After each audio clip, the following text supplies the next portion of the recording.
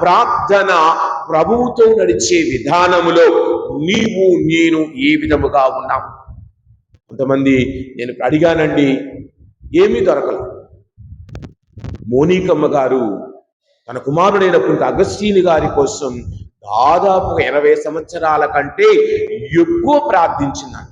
కన్నీటితో ప్రతిరోజు తన కుమారుడు యొక్క మారు మనసు కోసం ప్రార్థించింది. నువ్వు ఒకరోజు ఉదయం ప్రార్థిస్తావు, సాయంత్రం ప్రార్థిస్తావు, మధ్యాహ్నం ప్రార్థిస్తావు, అయిపోయింది. వెంటనే రావాలి.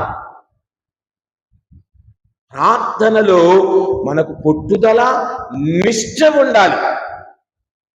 ఈరోజు అడిగానుక రేపటికి ఇస్తాళ్లే అర్థం కాదు.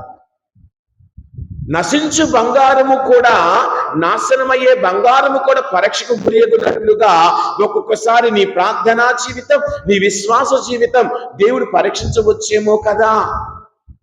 కావున ఒక్కసారి ఆలోచిద్దాం.